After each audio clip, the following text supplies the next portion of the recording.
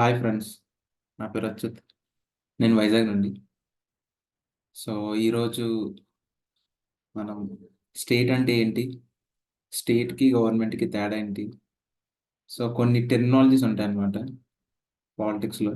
ఆ టెర్మినాలజీస్ గురించి, మళ్ళీ స్టేట్లో క్యారెక్టరిస్టిక్ గురించి, సో దీని గురించి క్లాస్లో మనం మాట్లాడుకుందాం. So let's get in to the class. Grading. Hello friends, today we are going to talk about something called state. It's like a big house where everyone follows certain rules. So దీని అర్థం ఏంటంటే, మనం ఈరోజు state గురించి మాట్లాడుకుందాం. So state అనేది ఒక పెద్ద ఇల్లు లాంటిది. స్టేట్ అనేది ఒక పెద్ద ఇల్లు లాంటిది. ఆ ఇల్లులో నివసించే ప్రజలు కొన్ని రూల్స్ అనేవి ఫాలో అవ్వాలి. ఫాలో అవ్వాలి. సో స్టేట్ అనేది ఒక పెద్ద ఇల్లు. ఆ పెద్ద ఇల్లులో నివసిస్తున్న ప్రజలు కొన్ని రూల్స్ అనేవి ఫాలో అవ్వాలి. So what is the state? State అంటే ఏమిటి? So what is the state? State అంటే ఏమిటి? Define the state. Imagine a large area of land where lots of people live together. This place has its own rules and leaders. We call it as the state. So state అంటే ఏంటి? తెలుగులో స్టేట్ని రాష్ట్రం అని అంటారు. ఈ రాష్ట్రంలో చాలా మంది ప్రజలు ఉంటారు, నివసిస్తుంటారు. సో ఈ ప్రజలు వాళ్ళ లీడర్స్ని ఓట్లేసి గెలిపించి, లీడర్స్ అనేవాళ్ళు కొన్ని సెట్ ఆఫ్ రూల్స్ అనేవి వాళ్ళు పెడతారు. ఆ రాష్ట్రంలో ఉండే ప్రజలు ఆ రూల్స్ అనేవి ఫాలో అవ్వాలి. సో దాన్నే మనం స్టేట్ అంటారు, అంటే రాష్ట్రం అని అంటారు అనమాట. సో దాన్నే స్టేట్ అని అంటారు. ఇక్కడ మనకి స్టేట్కి గవర్నమెంట్కి తేడా ఏంటి? స్టేట్కి గవర్నమెంట్కి డిఫరెన్స్ అనమాట. తేడాలు ఏముంటాయి? So the state is like our school building and the government is like our teachers.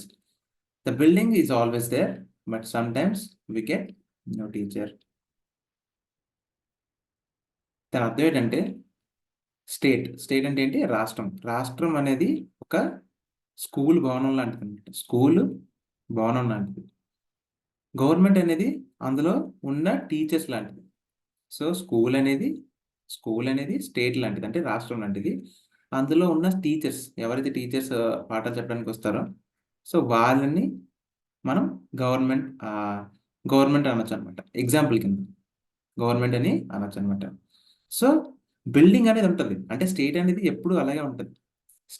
రాష్ట్రం అనేది ఒకలాగే ఉంటుంది ఎప్పుడు. కానీ అందులో ఉన్న టీచర్స్ అనేవి మారుతారు. టీచర్స్ అంటే ఏంటి? ఇక్కడ గవర్నమెంట్ అనేది మారుతుంది అనమాట. ఎగ్జాంపుల్ కింద చెప్తున్నాను. స్టేట్ అనేది ఒక స్కూల్ బిల్డింగ్ లాంటిది. స్కూల్ బిల్డింగ్ అనేది ఎన్ని గవర్నమెంట్లు మారినా స్కూల్ బిల్డింగ్ అలాగే ఉంటుంది. కానీ గవర్నమెంట్ అనేది మారుతూ ఉంటుంది. 5 ఏళ్ళకి ఒకసారి మారుతూ ఉంటుంది అనమాట. సో దాన్నే స్టేట్ గవర్నమెంట్కి ఉన్న తేడా అనమాట. సో రాష్ట్రం అనేది ఎప్పటికీ అలాగే ఉంటుంది. ఆంధ్రప్రదేశ్ రాష్ట్రం అనేది ఎప్పుడు ఒకలాగే ఉంటుంది. కానీ అందులో ఉండే గవర్నమెంట్స్ మాత్రం ఎప్పటికప్పటికి మారుతూ ఉంటుంది అనమాట, ప్రజలు నిర్ణయించుకున్న దాన్ని బట్టి. సో దాన్నే స్టేట్కి గవర్నమెంట్కి ఉన్న తేడా అనమాట. నెక్స్ట్ వచ్చేసి థియరీస్ అండ్ టెర్మినాలజీస్. సో కొన్ని టెర్మినాలజీస్ ఉంటాయి అనమాట. సో అవి ఏంటంటే, discuss the etymology. The word state comes from an old word that means standing firm. So state అనే వర్డ్ అనేది ఎక్కడి నుంచి వచ్చిందంటే, from an old word. So state అనేది ఒక ఓల్డ్ వర్డ్ నుంచి వచ్చింది అనమాట. So that means standing firm, అంటే నిటారుగా ఉన్నట్టు అనమాట. స్టాండింగ్ ఫర్మ్ అంటే నిటారుగా ఉన్నట్టు. స్టేట్ అనేది ఎప్పటికీ నిశ్చలంగా ఉన్నట్టు. సో దాన్నే స్టేట్ అంటారు అనమాట. ఓల్డ్ వర్డ్ని స్టాండింగ్ ఫర్మ్నే స్టేట్ అని అంటారు అనమాట. ఆ స్టేట్ అనేది ఎక్కడి నుంచి వచ్చింది? ఓల్డ్ వర్డ్, అంటే పాతకాలం లాంటి వర్డ్ అనమాట, ఓల్డ్ వర్డ్ అని. So it's like saying this is our place, here we stand strong. So దీని అర్థం ఏంటి? స్టాండింగ్ ఫర్మ్ అంటే ఇది మా రాష్ట్రం, ఆంధ్రప్రదేశ్ రాష్ట్రం. ఈ రాష్ట్రంలో మేము ఇక్కడే ఉంటాం, ఎక్కడికి వెళ్ళాం. మేము ఇక్కడే ఉంటాం, ఎక్కడికి వెళ్ళమని అర్థం. సో ఏమైనా ప్రాబ్లమ్స్ వస్తే ఇక్కడే మేము సాల్వ్ చేసుకుంటామని అర్థం. ఇక్కడికి పారిపోమని అర్థం. దాన్ని డిస్కస్ ది ఎటిమాలజీ అని అంటారు. సో ఇందులోని డిఫరెంట్ యూజెస్ ఉంటాయి. దీంట్లో డిఫరెంట్ యూజెస్ ఉంటాయి.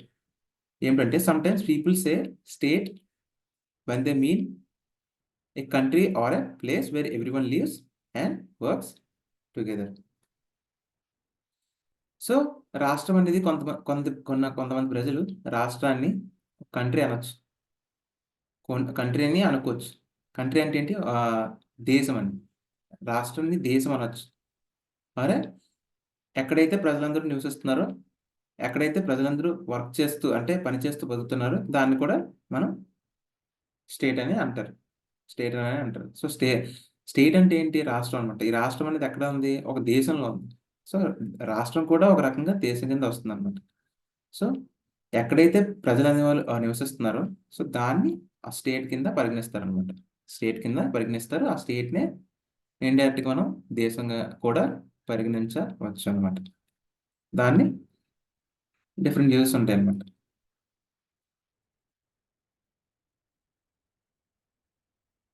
So highlight the political aspect. The state is like a team that works to make sure everyone has what they need and things are fair for all. So ఏదైనా రాష్ట్రంలో ప్రజలు ఏం చేస్తారు? ఓట్లేసి తమ యొక్క నాయకుల్ని గెలిపించుకుంటారనమాట. సో నాయకులు ఏం చేయాలి? ప్రజలకి ఎటువంటి ఇబ్బంది లేకుండా వాళ్ళకి ఏమైతే కావాలో తెలుసుకొని అవి చేయాలన్నమాట.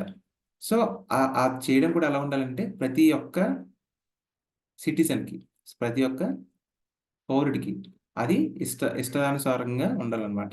సో అది ఇష్టంగా ఉండాలన్నమాట. ఏదైతే పని చేస్తున్నారో లీడర్స్ అది వాళ్ళకి ఇష్టంగా ఉండాలి. సో ఎక్కువ మెజారిటీ ఉన్న ప్రజలు అంటే ఫర్ ఎగ్జాంపుల్ 100% ప్రజలున్నారు. సో అందులో 80% ప్రజలు అది ఓకే చెప్పాలి. ఏదైతే రూల్స్ అనేవి ఏవైతే లీడర్స్ పథకాలు గాని, ఏవైనా పథకాలు గాని సో 80% ఆఫ్ ప్రజలకి అది ఆమోదయోగ్యంగా ఉండాలి. అప్పుడు అది ఫెయిర్ అంటే ఏంటి? అందరికీ సమానంగా చూస్తున్నట్టన్నమాట. అందరిని బాగా చూసుకుంటున్నట్టు. Next characteristics of state. List the 4 essential elements. A state needs people, a place to call home, leaders to make decisions, and the power to make sure everyone listens to the rules. So దీని అర్థం ఏంటంటే రాష్ట్రం so రాష్ట్రం అనేది ఒక రాష్ట్రానికి ఏం కావాలి? అక్కడ ప్రజలు ఉండాలి. సో రాష్ట్రానికి ప్రజలనే వాళ్ళు నివసించాలి. రాష్ట్రానికి ప్రజలనే వాళ్ళు నివసించాలి. సో దాన్నే వాళ్ళు ఇల్లు కింద భావించాలి. ఫర్ సపోజ్ నేను ఆంధ్రప్రదేశ్‌లో ఉన్నాను. సో నా ఇల్లేంటి? నా ఇల్లేంటి? నా ఆంధ్రప్రదేశ్. సో అందులో కొంతమంది లీడర్స్ ఉంటారు. ఎలా లీడర్స్ ఉంటారు? ప్రజలు వాళ్ళకి ఓట్లేసి గెలిపిస్తారు. సో వాళ్ళని లీడర్స్ అంటారు. సో వాళ్ళేం చేస్తారంటే వాళ్ళు డెసిషన్స్ తీసుకుంటారన్నమాట. మన బాగోగుల కోసం వాళ్ళు డెసిషన్ తీసుకొని సో మనకి ఏ ఇబ్బంది రాకుండా చూసుకునే వాళ్ళని లీడర్స్ అంటారన్నమాట. మనకి ఏ ఇబ్బంది లేకుండా చూసుకునే వాళ్ళని లీడర్స్ అంటారన్నమాట.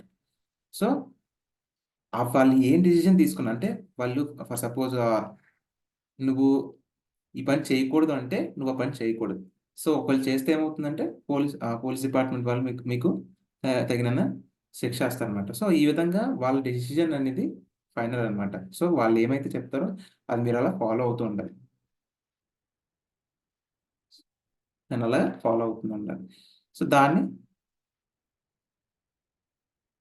కొన్ని ఎసెన్షియల్ ఎలిమెంట్స్ అని అంటారన్నమాట.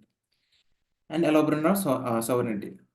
Sovereignty is a big word that means being the boss in your own home. The state makes the rules for everyone living there and no other state can tell it what to do.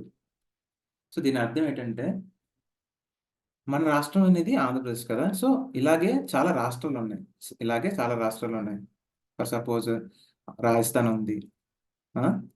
Rajasthan ఉంది. Next west Bengal ఉంది. ఒడిస్సా ఉంది. So ఇవన్నీ రాష్ట్రాలన్నమాట. So ఇక్కడ మనం ఆంధ్రప్రదేశ్ రాష్ట్రంలో మనం ఓట్లేసి కొన్ని నాయకుల్ని మనం గెలిపించుకుంటాం. సో వాళ్ళు ఏం చేయాలని చెప్పేసి వాళ్ళు డిసైడ్ చేస్తారు గానీ, పక్క రాష్ట్రాల్లో ఉన్న లీడర్స్ వాళ్ళకి చెప్పి ఇలా చేయమని చెప్పి వాళ్ళు చెప్పే రైట్ లేదన్నమాట. సో పక్క రాష్ట్రంలో ఉన్న వాళ్ళకి మనకు చెప్పే రైట్ లేదన్నమాట. సో మనం ఏదైతే రూల్స్ ఫాలో పెట్టుకుంటున్నామో అది మనకే వర్తిస్తుంది. పక్క వాళ్ళు వచ్చి మనం చెప్పే రైట్ లేదనమాట. సో దాన్ని సోవరెనిటీ అంటారు. సో మన రూల్స్ మనమే పెట్టుకోవచ్చు.